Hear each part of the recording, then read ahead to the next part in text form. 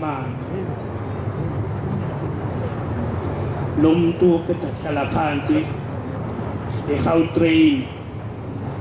i-Gautrain ke isuka la ePark Station ayihambi isikhathi esingakanani kodwa ihamba ngesivinini. Ngiyacela uNkulunkulu wakithi, uNkulunkulu womadlozi, uNkulunkulu womavenze abe ngakini bangcwele. Angazi lolu valo olungaka izwi lami livele lishintshe ngingabisana izwi engilaziyo. Ngiyacela uNkulunkulu ebe ngakini.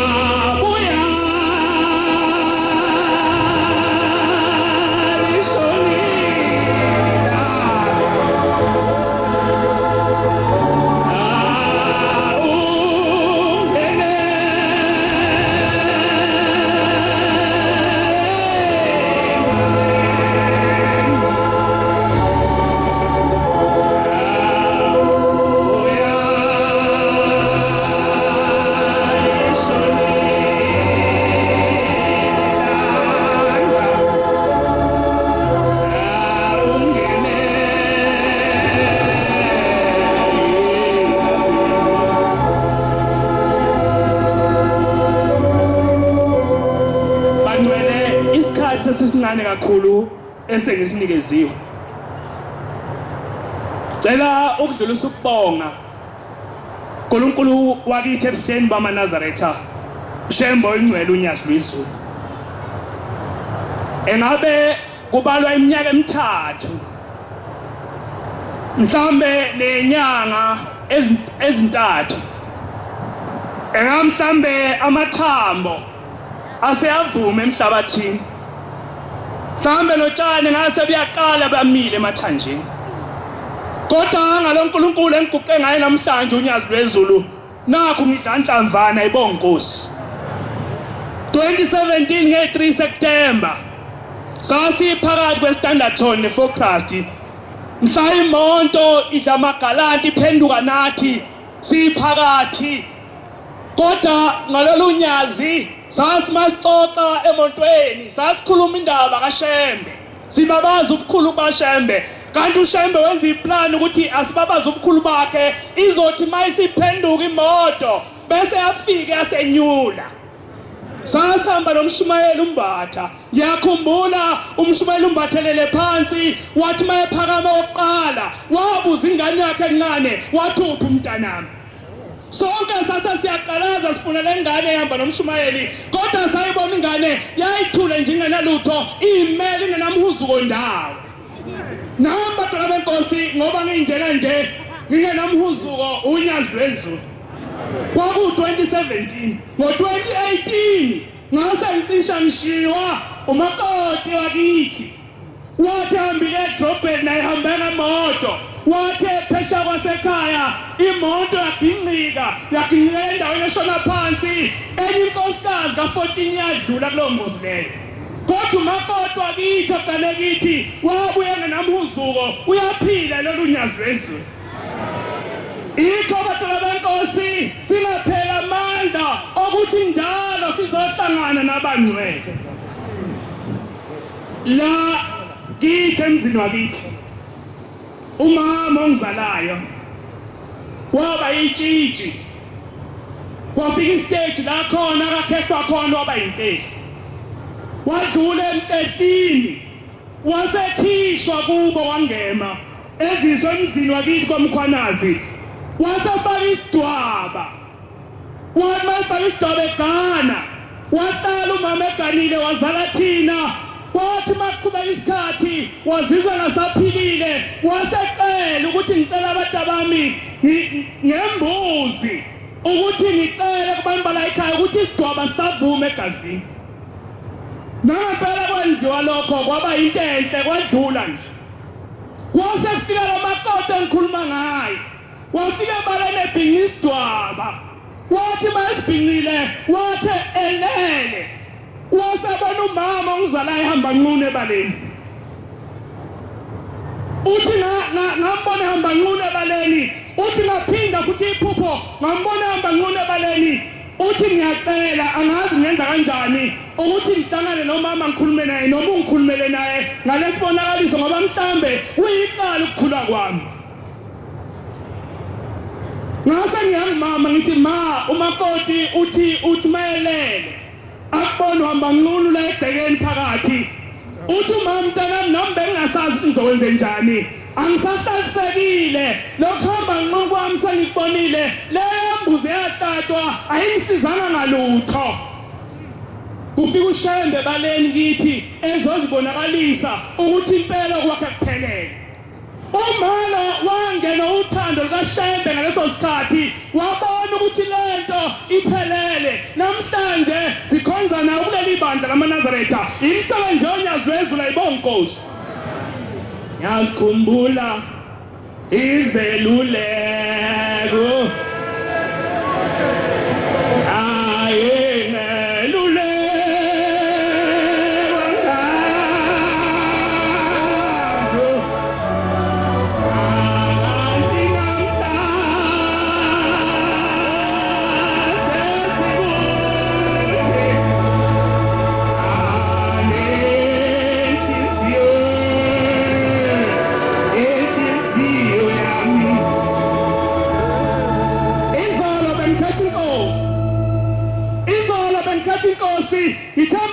inkosi abantu baba nabahlangabezi mase bedlule emhlabeni kodwa bakhona abahlangabezi leli bandla othi mawukhetha inkosi bese bakuhlangabeza.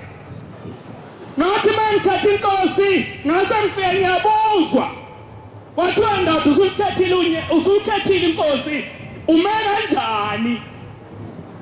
Angazi noma bakubuza nombuzo ufika wena qeda khetha inkosi uthi ume kanjani. Kwathi ume kanjani kwathiwa kuleli bandla mangabe uphenduka kade unomuntu oyingodosi yakho alikho ilungelo noma sikho isidingo sokuthi ngoba usulandela uShembe bese uyamxosha nokuthi wena ngisakuthandi bese uyamlahla. Kodwa kuleli bandla kwathi umuntu uyamncenga unikele ukuze naphenduke nihambisane nikhuluma ulimi olulodwa endlini. Wena wakho wamshonsapha wena wakho wamshonsapha mawuza kuleli bandla. Naqathaniswa yini wafanele into nehlukane noma wena wathi mina ngisenendaba nawe mina sengikhonza uShembe. uShembe uyasho ukuthi abantu abahlukane bethandana. Kwathiwa kuleli bandla abahlangabezi bathi mangabe ungafiki namuntu uyinsizwa ekade iphila nje ingenalutho uyafika kuleli bandla uhlala ulinde. Hayi unenyanga yodwa ufike ebhentshini.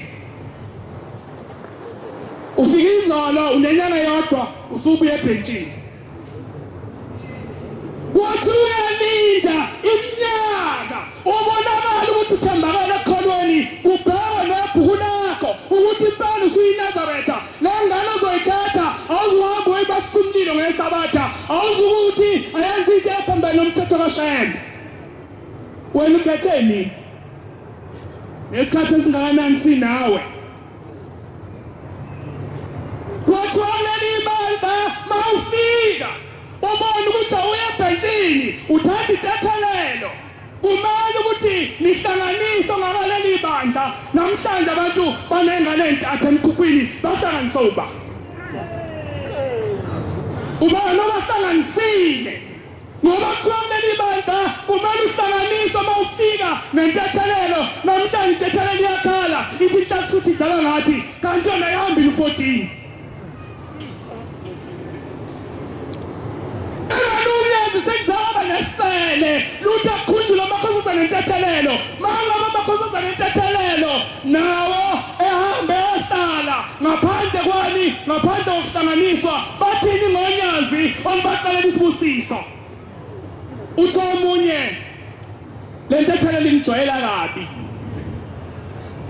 useyiza singane entathu usethi ayizwa usethi ngiyayiyeka usafunenye nakwenye wafika wayizaliswa wadlula watholenye akutholwa yini esontweni makunjalo kwenziwani uShembe ekhona phambi kwethu ngaphakathi kwami nedwa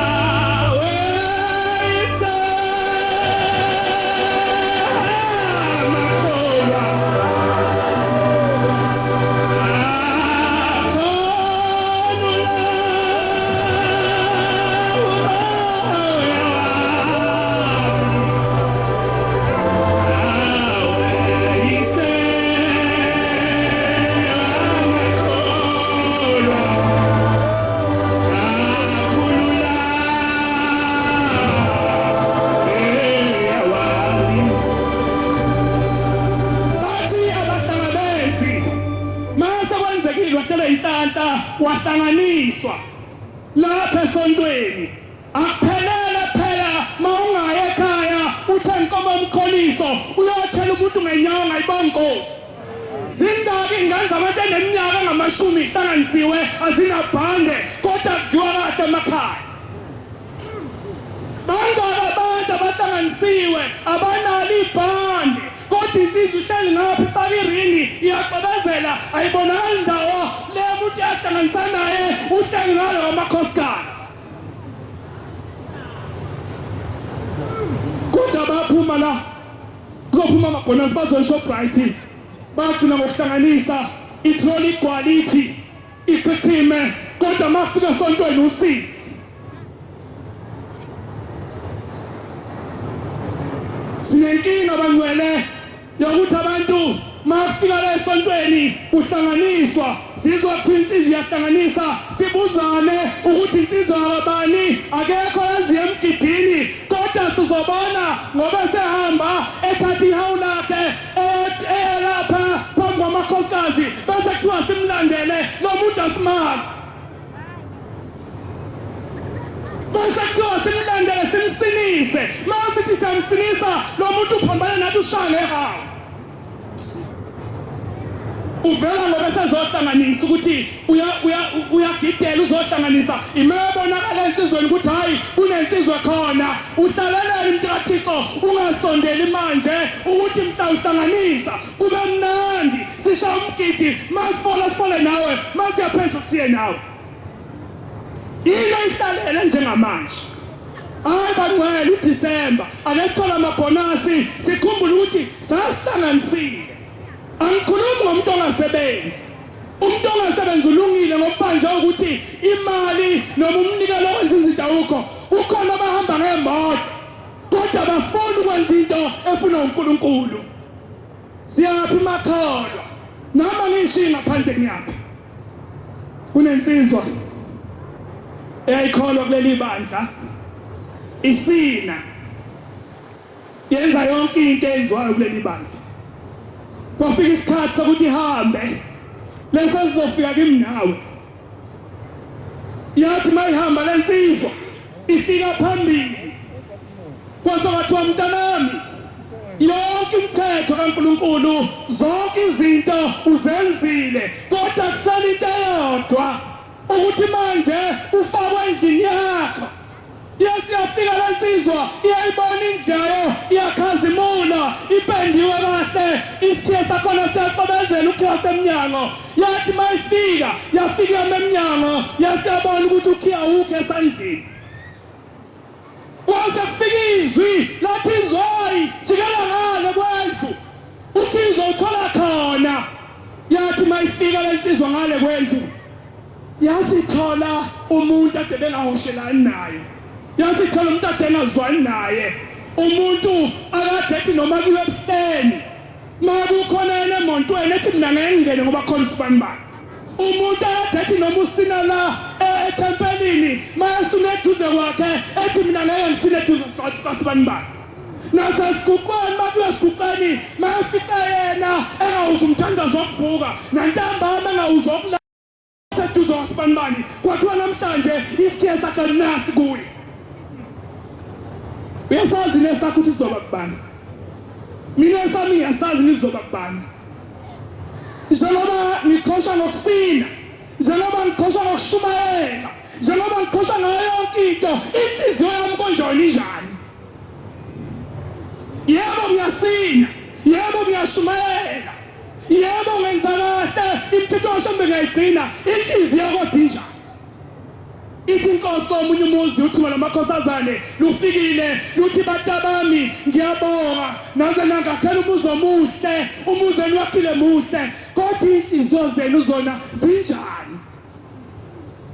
Wakhile umuzi muhle inhliziyo zona zinjani.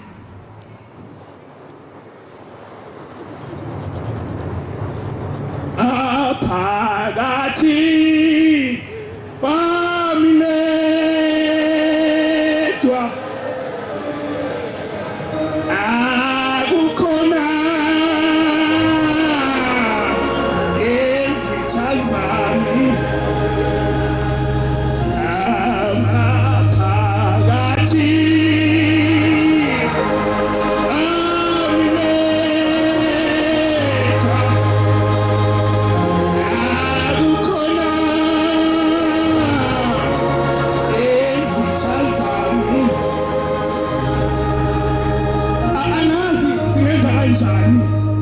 ngoba siyathanda unyazi kodwa hayi inhliziyo zethu ziyala bangcwele. Uthi umuntu noma entabeni inhliziyo yale endleleni, uthi umuntu noma ezoyekhaya inhliziyo yale la kahamba khona kodwa unyazi uyathanda kodwa inhliziyo yalayo kwenziwa yini bantwana benkosi ukuthi singakasicabele izinhliziyo zethu ukuthi inkosi lezi inhliziyo njengeyelwane ake usiqede nkosi usiphi inhliziyo ngoba naba nenhliziyo ewashi nyazi wezulu uyabashintsha ubantiye inhliziyo yenyama. Isikhathi asekho bangcwele abashumayeli abasukuyisola ngathi bake bathi mabengitshela ukuthi siyacela ukuthi ufakaze ngoshembe ngase ngikhumbula into eyenzekala amaviki nedlule ukuthi kunenhlanhla, 'suthe kumshumayeli eyocela ukufakaza nezwa kuhlazimula igazi kodwa namhlanje lo Nhlabisuthi bengifisela ukuthi ingcono kuba abashumayeli bafune yona bafakazisa yona ngoba inesibindi sokuma phakathi kwamaNazaretha ngoba engaka bengifisela ukuthi ngaba abashumayeli bafune lo Nhlabisuthi izocela ukufakaza kufakaze yona ngoba iwasaba amaNazaretha mina amaNazaretha ngiyawasaba uNkulunkulu ngelinye ilanga sengiphethe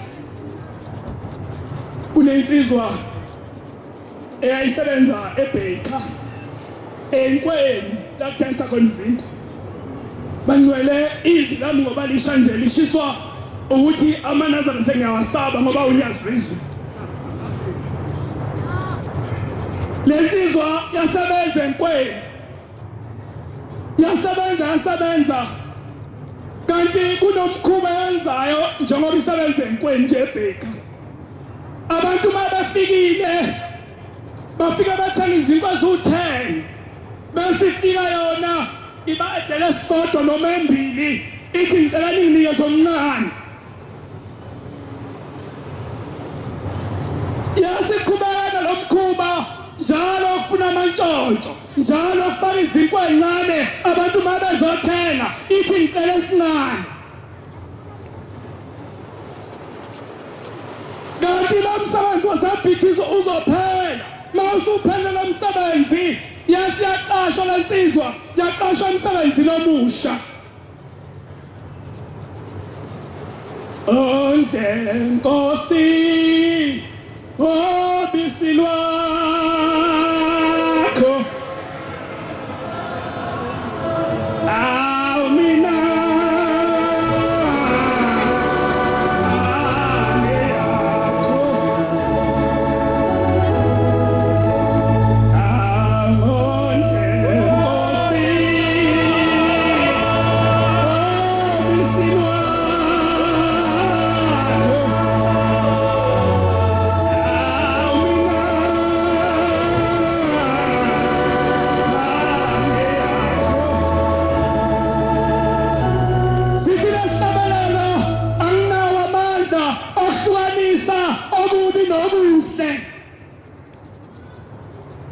lensizwa yasiqashwa kanti izoqashwa emoshari la kugcinwa khona imizimba yabantu abangasekho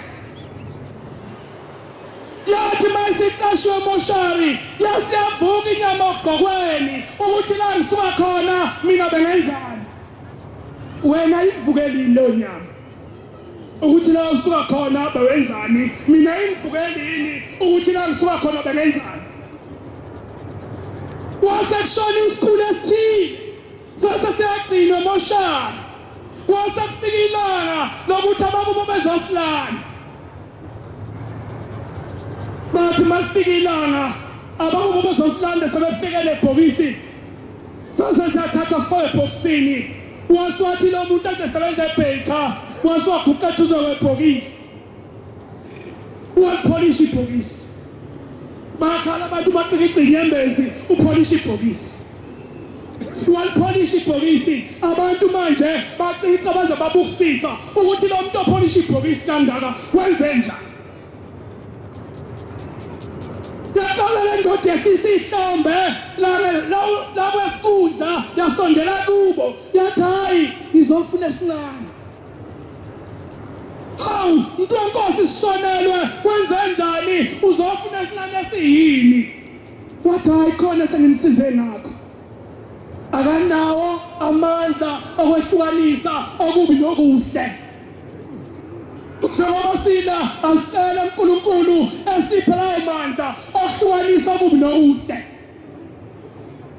yathi lensizwa hayi ngoba ngicela esincane nje ngifakele umntwana omncane la ngasenyaweni ujayele enkweni lapha kafaka khona izinkwa enikeza abantu izinkwa efuna esincane namhlanje usendaweni ebucayi kakhulu emoshari kodwa akabona ukuthi indawo kuyo ibucayi kangakanani mhlambe nawe ubona ukuthi le ndawo esiyo ibucayi kangakanani mhlambe kungenzeka ube nawe ubona usacabanga ukuthi kusebhikhene enkweni awubona ukuthi ususemoshari njengoba ula endaweni enzima kakhulu njengoba sikele uhambo sisohambe lobu ufa olunzima kakhulu olufuna iqiniso.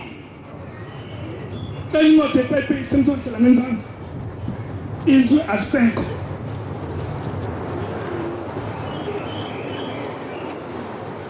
Ngicela incwadi yokugcina kaTimothy 2 verse Timothy 2 1 verse 9. Celela Petro 1 verse 14 and 15 bese ngihlela ngenzansi. Ngiyaxolisa abashumayeli bami.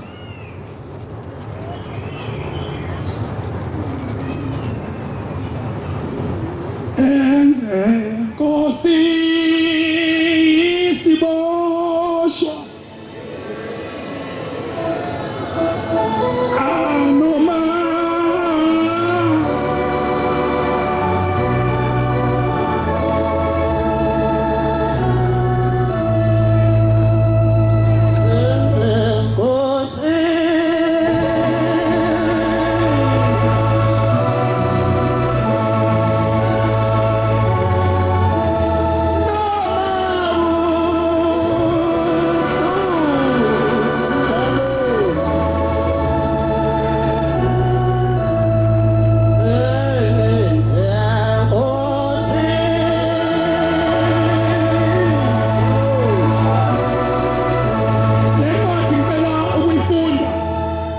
Timothy wesibili verse 1 verse 9. Ithi le ncwadi osisindisile wasibiza ngokubiza okungcwele, akasibizanga ngemisebenzi yethu, kodwa wasibiza ngokubona kwakhe nangomusa wakhe. Ushembe losibizile usibiza ngokungcwele, akasibizi ngemisebenzi esibuya kiyo, kodwa usibiza ngomusa nangothando lwakhe. Ayibonge Nkosi. Asisumphoqala abangcwele, abasenze bamngcwele abasibiza ngabo. Enye bengasayifunda obaba, isikhathi esihambile kakhulu. Siyayicela intethelelo ngoba abashumayeli beshaya bephozise. Nami ngiyacela uNkulunkulu ekhumbule ubaba ongizalayo laba khona, ngoba ngimazi noma wafika nezulwini. Ekhumbule nobaba bakababa, ekhumbule nomkhulu, amaqala wethethwe njengoba silapha bangcwele, sinalawo maqala enjalo okufuneka siwathethe sibathethele bona. Ngiyacela ushambe eguqeni kwami lapha ebakhumbule ngalawo mazwi bangcwele. Nkosi buseni kuzwile. Amen.